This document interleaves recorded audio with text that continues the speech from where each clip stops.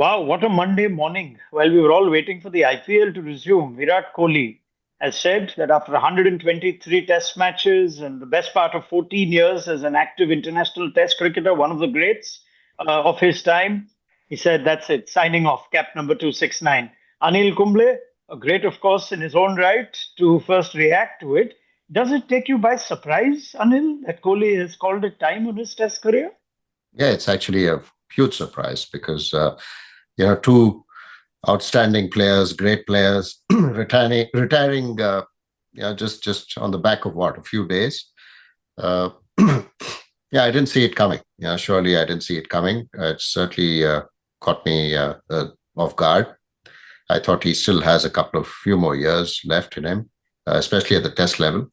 And he's playing only the ODI format now. He's retired from T20 format. So a bit of a surprise that it's come. It's come now. Obviously, no player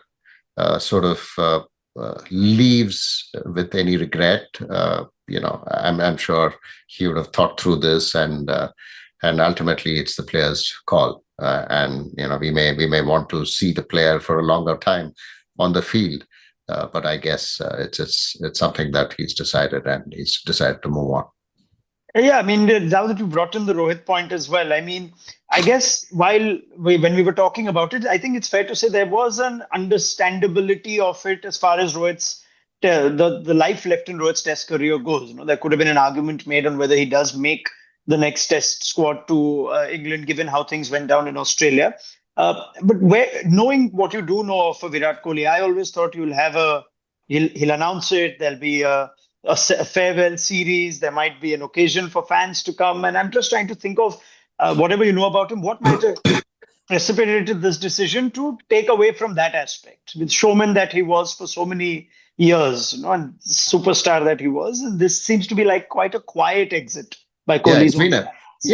it's a very quiet exit. I mean, this is something that I certainly feel that every player deserves to leave, yes, on his terms, but I think on the field. Even we spoke about this when Ashwin retired as well.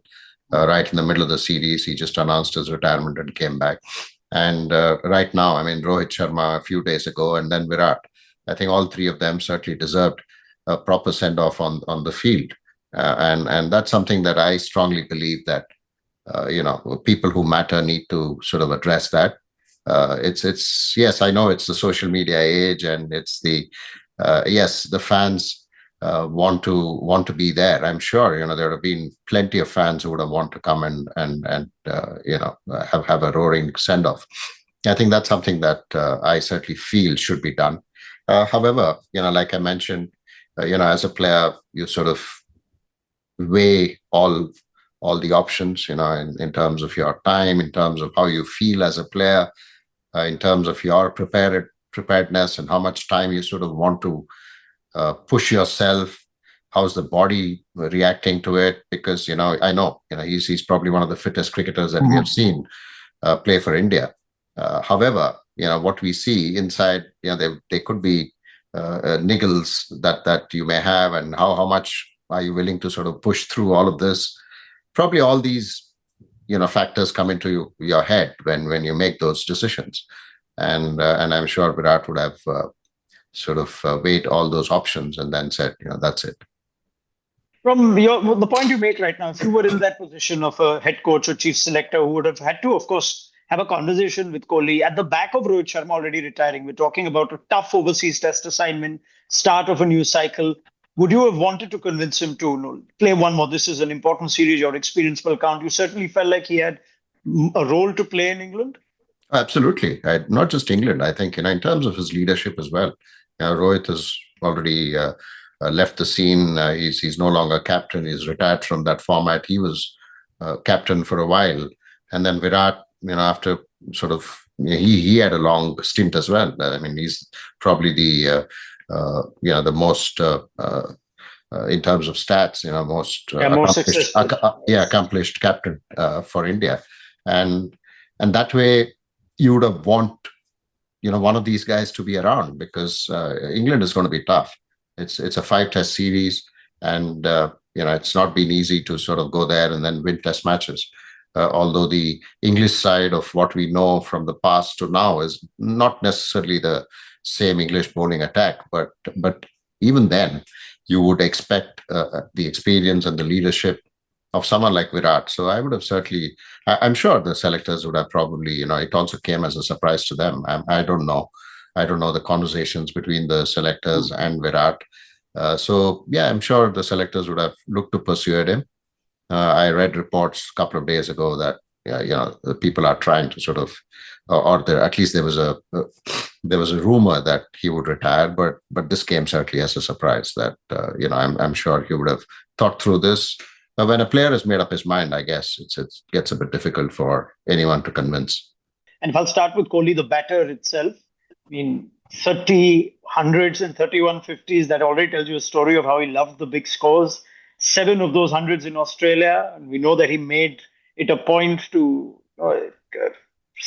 stamp his authority when it came to the Border Gavaskar Trophy. But what for you is the greatest hallmark of Kohli, the test batter? I think it's just his passion and the way he wanted to go there and then win test matches for India.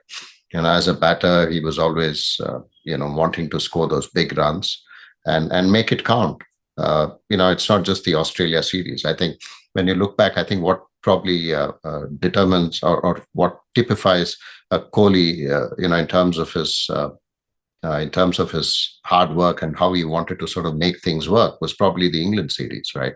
The previous England series was something that he had to forget. It was a forgettable England series. And then the next series that he travels to England, he makes it count. He goes there, scores runs. And the determination that you could see on his face whenever he went into bat was absolutely outstanding. And that certainly sort of percolated through to the rest of the players as well. When you know that a quality and the ability of a Kohli is there in the middle, it's not just the players who sort of feed off that. But I'm sure the opposition felt it. Opposition knew that, look, if you had to go past a Virat Kohli in these circumstances, it's not going to be easy. And even everyone knew that if he goes past that first 20, 30 runs, it's going to be a big one. And that's how he was. And it's wonderful to sort of, reminisce all those memories. And I think that sort of leaves a legacy that I'm sure is not easy to fill. India will certainly miss the likes of Rohit and Virat in England. Yes, Kohli the player, Rohit the player and the captain. It's not just their miss in that playing 11, but also their presence on the field in terms of the aura that they sort of create within the dressing room, the confidence that the other players feel in their presence. All of that will be missed. Would you say that he is among Indian players, perhaps the toughest mentally to have played the game, to overcome whatever limitations in a fairly high profile and high scrutinized world? What can you tell us about where you rate his temperament? I think, anyone who's had a successful career, will certainly be having that mental fortitude, and someone of Virat's caliber was very evident. Like I mentioned, the previous series that he toured to England in 2014 had a disastrous tour. I mean, he didn't score many runs. He was pretty much out to similar deliveries. And then come the next season, and in Australia he scored all those runs. And then the next series in England, he sort of makes up for all the lost time. And that's the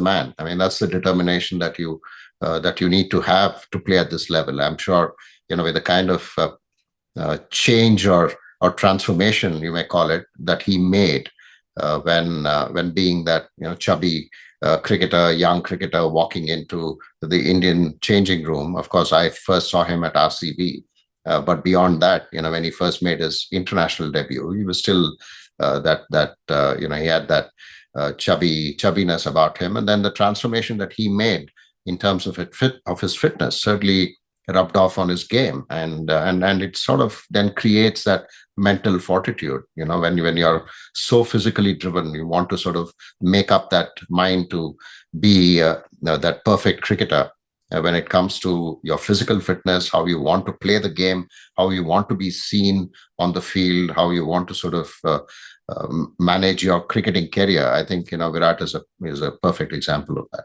I think a number of former players have said Kohli gave himself the best possible chance to succeed when it came to his work ethic and his fitness. From your own interactions at the time when you were head coach, when you saw him up and close, what stood out for you in terms of how this work ethic manifested with regards to training, with regards to sort of how he was when it came to preparing, in particular for Test cricket? No, in terms of, I was fortunate that, during my time as coach, we played literally 17 test matches, out of which he played 16. He missed on one because of a shoulder injury. But probably 90% of those matches, he got not just hundreds, double hundreds as well. So probably he had a fantastic season with the bat and as captain. You mentioned the work ethic. I mean, that's something that people, when all these youngsters that you see today, they want to be a Virat Kohli. They want to train like him and want to be like him. I think what is critical is also not just don't just look at him as a role model, but in terms of how he sort of disciplined himself to ensure that beyond the training or beyond his skills, how he wanted to sort of groom, but also in terms of his rest and recuperation, how much time he sort of gave day in, day out. I mean, that's a classic example of how you're able to sustain that kind of effort and that kind of sort of intensity for such a period of time, was thanks to not just the amount of work that he put in, but the amount of work that he put in to ensure that he was ready day in, day out. And that to me is his work ethic. And I saw that firsthand with the Indian team, and that rubbed off on a lot of people in the team. And I guess during that period that he was captain, the emphasis was a lot more on fitness and how every player who walked in understood even before coming in that these were some of the things that were non-negotiables. Yeah, I mean, I've seen whatever I've seen of him up close. He was not a 9 to 5 cricketer. He almost lived the athlete's job throughout. Was there ever a cheat meal for Virat Kohli? Was there ever No, a daily training or a gym session? No, I don't think so. I don't think there was any cheat meal. I think what was more important is I don't think there was any cheat a training session either. Talk about cheat meals, but I don't think even when you train, you need to sort of have that kind of intensity at practice. Whether you're batting, whether you're fielding, whether you're training in the gym or doing your exercises. I don't think there was any cheat code there. He was in ensuring that he put in those hard yards, day in, day out. How do you rate Kohli's contribution as captain, not just on the field where he's been successful, but in these regards where he changed the overall fitness standard of the team? He obviously led from the front. He led from the front in terms of ensuring that he put in those hard yards, and he did everything that he sort of wanted to do and the team wanted to do. He would sort of do all of those things. I think that's important, being a captain and being a leader. The other aspect, more than fitness, I think it's the strategy of playing 5 bowlers. I think that, to me, has been his biggest contribution, and that became a norm. Yes, there were a couple of all-rounders that certainly helped make those decisions, but even irrespective of that, every time sort of he went into any test match, it was mostly with 5 bowlers. There was hardly any time that there was an instance of playing 4 bowlers. Of course, there was one occasion, I think, when I was coach, we tried to sort of create that, saying, look, the batters need to contribute more with the ball too. There was one instance where we sort of saw these guys line up and bowl in the nets as well, just to get a few overs. So I guess that passion and that sort of single-minded approach of saying, look, no matter what, the bowlers have to do their job, the batters have to do their job, and try and win every test match with 5 bowlers, because 4 bowlers, it's not going to be easy, especially in a long test series. So I guess that probably is one of his trademark in terms of how he wanted to go about captaining a test match.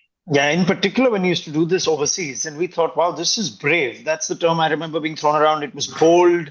brave that you tend to go to overseas tours with an extra batting cushion. And you played, of course, Anil, largely in an era of a golden generation of batters. I wonder how you first sort of reacted to, if you can recall, when you had a Kohli being fairly firm on, no, no, it's okay if you're a batter short, batters will take responsibility. It's not necessarily how even great Indian batters tend to think when you're traveling overseas.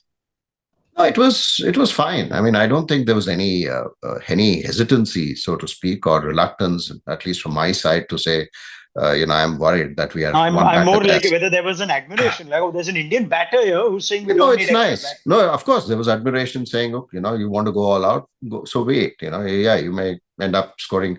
I think test matches are won, when you're scoring 300 in both innings. That's how you win, not necessarily thinking that I go into a test match wanting to score 600 so that I don't bat twice. I think that sort of a mindset certainly doesn't help.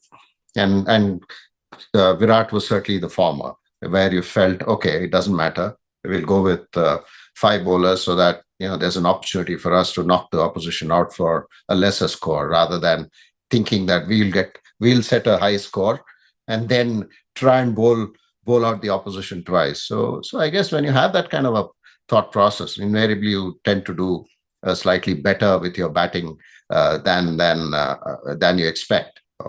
So I guess that certainly worked in India's favor.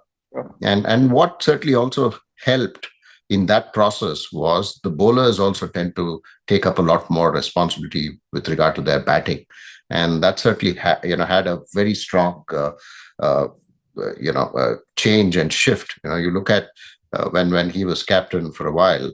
The lower order contribution was probably significant, and consistent. Yes, significant in one or two games is fine, but consistency is what something that you need, and that to me was the hallmark. Is there an innings in particular that stands out? I mean, there are plenty in Australia, the twin hundreds in Adelaide. There was an outstanding hundred, albeit in a losing cause at Perth, where conditions were so tough. But if there's an innings in Test cricket that stands out for you, Uh, Very difficult to sort of think through one innings, but yeah, I guess the South Africa one. I think there was one innings where on a tough pitch, I think he got some runs. Then the Australia hundred, I think back-to-back hundreds in his debut test, right, as a captain. Yeah, in Adelaide, where India almost chased down on a massive target and fell short. So I guess that's probably sums it up. Sums up his career, and even his retirement. It sums up that, look, I'm done. Okay, I'm going. It's not thinking about I need to play 150 test matches, or I need to ensure I go to England and score another double hundred, or I want to score a double hundred. I don't think it was about that. It was just about going there and getting the job done for the team, and that sort of sums up his career in terms of what his contribution has been for India. yeah, I mean, when I look at his profile, I'm thinking 800 runs short of 10,000. That can be Yeah, achieved in another, year or so, year and a yeah. half, and he's certainly got the fitness for it. So yeah, it's taken a lot of us by surprise. To part with, Anil, I wonder what you'd sort of tell us about how much he valued or prioritized Test cricket, and how big a role that has played at a time when the future and fate of Test cricket has been perhaps under greatest threat. That this superstar player, this huge brand, of which perhaps there is no parallel. There might have been greater batters, greater captains, but as a brand that Kohli went, it seemed like he carried this proud badge of wanting to be a Test cricketer and playing Test cricket for India, and how big that was in these last, say, 8, 10 years. No, massive. I guess, especially in these kind of challenging times where there's so much of white ball cricket and franchise cricket, you need a torchbearer. You need a flag bearer for Test cricket, and Kohli was certainly that. As a captain, in terms of his commitment to play Test cricket, his, like you mentioned, his fitness routines, his work ethic ensured that he won't miss a single Test match. For other, I don't think for cricketing reasons or for injury, he never missed a Test match, other than that one-off match that I mentioned when I was a coach. Otherwise, he was always there playing Test match cricket, and he played the way it had to be played. Very aggressive, wanting to win every time you walked in there, and wanting to not give up. irrespective of what the situation was. Even if the situation was hopeless, you knew that he would still be fighting. He would be egging on the players to say, "Come on, let's win this game." And that's what you want. That's what you want from your players. I guess that to me sort of typifies, how he's sort of gone about playing cricket, playing Test match cricket. So yes, that will certainly be missed, and I'm sure it's rubbed off on the younger lot who walked into the game or walked into Indian cricket thinking that I'm a white ball player. I don't need to worry about playing domestic cricket, so that I need to come back into playing Test match cricket. But I guess once you walk into this Indian team and you see the importance given to Test match cricket, suddenly I'm sure every youngster would start feeling that, look, if I don't perform here in Test match format, then I won't be the same. I won't get the same kind of recognition within this group as a player. Yes, you may get all the accolades from people who are watching the sport, fans. Yes, but amongst your peers, I think Kohli also knew that it was Test cricket, and I'm sure one disappointment that he would have in his career, I think, is one. Yes, as a captain, he may not have won trophies like the World Cup or the Champions Trophy, which he did as a player. I'm sure one thing that he would be disappointed as a player or as a captain would be the World Test Championship. I'm sure that's something that he desperately wanted. He had a couple of opportunities, but being Test number one was something I'm sure he cherished for a long time.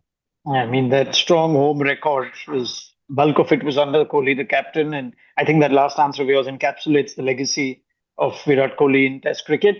Just on a parting note, this is now something that Indian cricket need to quickly detach the emotion from and think ahead. And I don't know if they had planned in detail, oh, we're going to be missing the number 4 as well, because that's a important slot in Test cricket, Yeah. as you well know. Is there an immediate recommendation or solution you can think of? Is it somebody new who comes in, like a Karun Nair or a youngster, or do you see someone like Shubman Gill dropping to 4, KL Rahul dropping to 4, given the importance that position holds? It's usually for your best player in Test cricket, isn't it? No, I don't think anybody even thought through that, saying, okay, who's going to bat at 4? Because Rohit, in Australia, he didn't play the first Test, so there was an obvious change to that opening batting order. Once Rahul did well, then Rohit sort of dropped down, and then he dropped himself in that last Test match. So when you have all of those things, then you know that there's another opener for India in Test match cricket. But I don't think anyone sort of thought through number 4. Yes, Karun probably deserves to come back into the Indian team with the kind of domestic run he has had. So perhaps he could be that number 4 for India, because I feel you need a bit of experience. You need somebody, especially in England, early on. You'll need somebody who's been there and done that. He's played county cricket in England, so he knows the conditions. So I'm sure he'll be someone who'll be wanting to be a part of that lineup.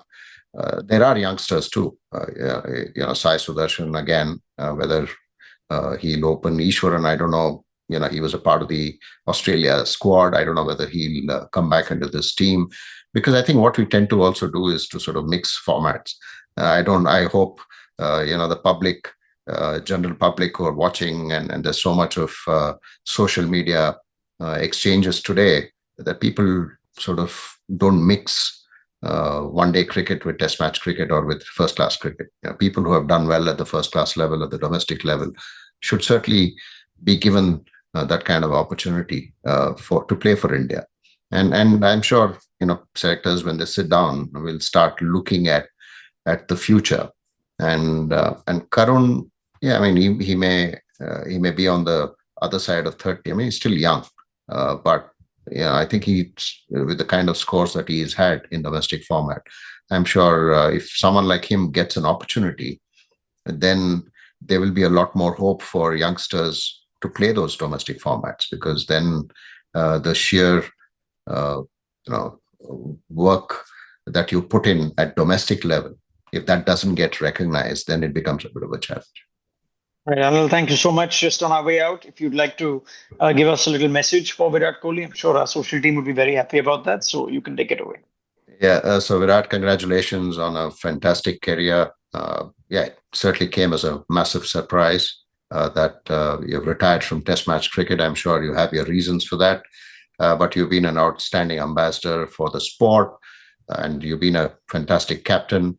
I thoroughly enjoyed my time.